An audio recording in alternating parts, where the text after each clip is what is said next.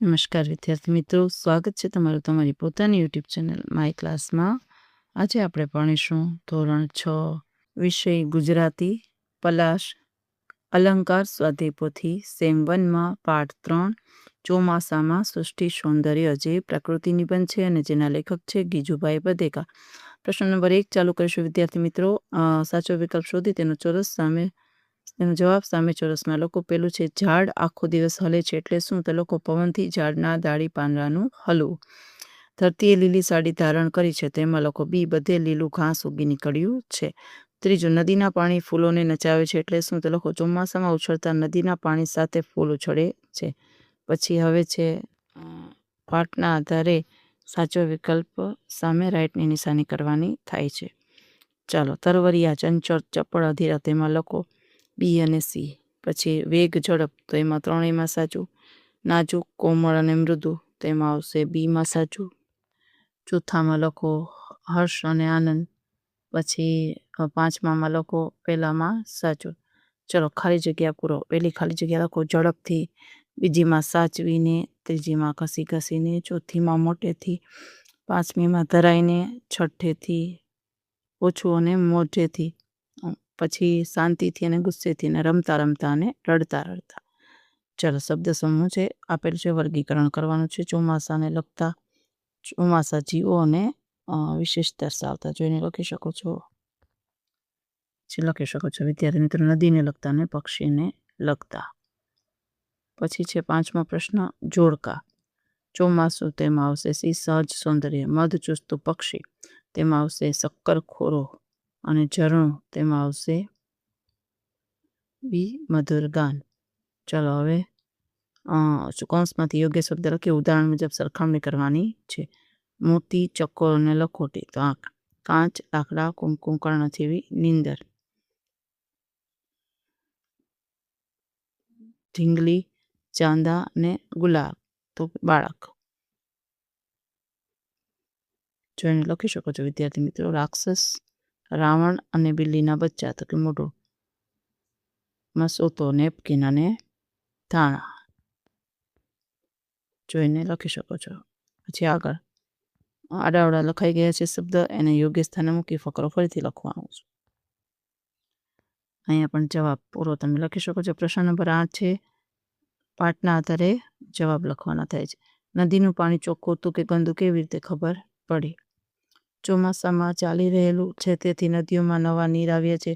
વરસતા વરસાદની સાથે નદીઓમાં ધૂળ, મળી વગેરે પણ જાય છે. આથી નદીનું પાણી ગંદુ હતું કારણ કે વરસાદ સતત વરસતો હતો. બીજું, બાવળનું ઝાડ હલતું હતું. કેમ ખબર પડી? તો લોકો ના, ખરેખર બાવળનું ઝાડ હલતું નહોતું, પણ નદીમાં વહેતા પાણીનો સાથે બાવળનું પ્રતિબિંબ પાણીમાં હલતું હતું.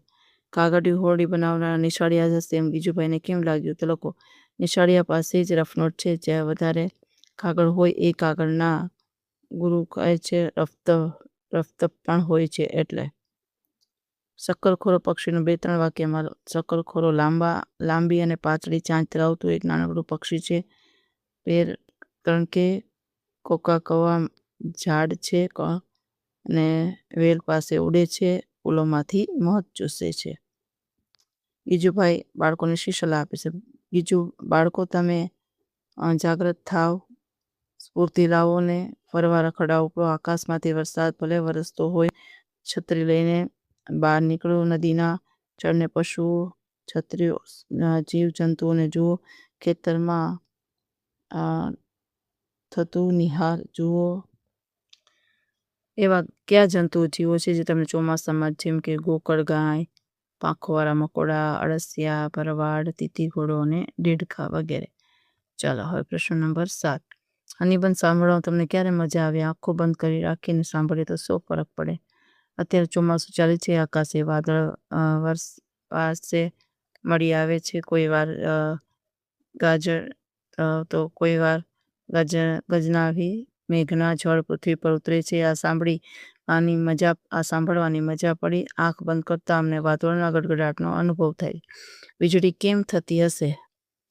આકાશે મજવારે ધન અને ઋણ નીચ પર આધાનો વાદળા એકબીજા સાથે ટકરાય ત્યારે અવાજ થાય એ પ્રકારને તેજવી ગણાય છે.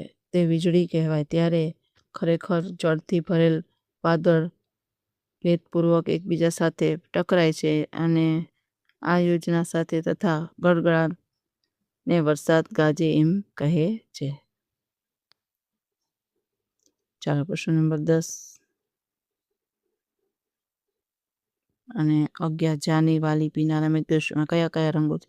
જાંબલી, લીલો, વાદળી, પીળો, નારંગી અને રાતો.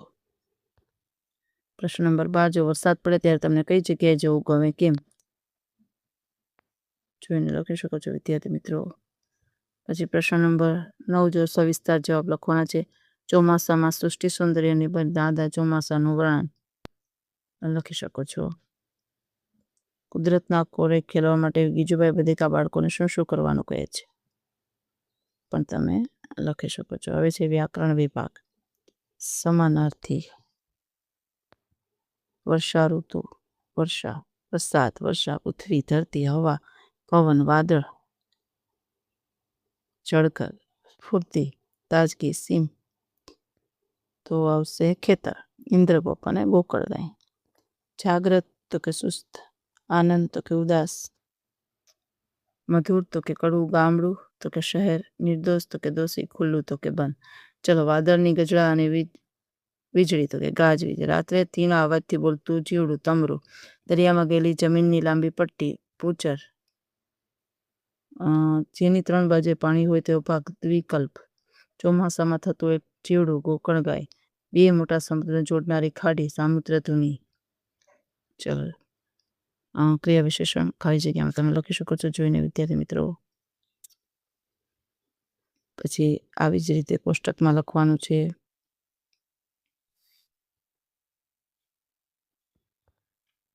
વાક્ય લખી શકો છો કોષ્ટકમાંથી જોઈને.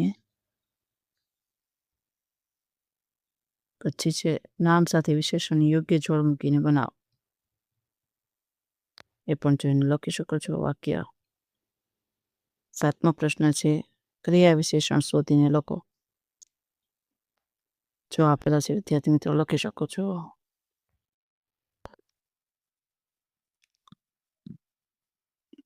માણસો ટપ ટપ મરવા લાગ્યા તો ટપોટપ. કોચલા પાણીમાં આમ તેમ ઝોલા ખાઈ રહ્યા હતા આમ તેમ. પેલો માણસ ઢાળથી થરથર ધ્રુજી રહ્યો હતો કે થરથર.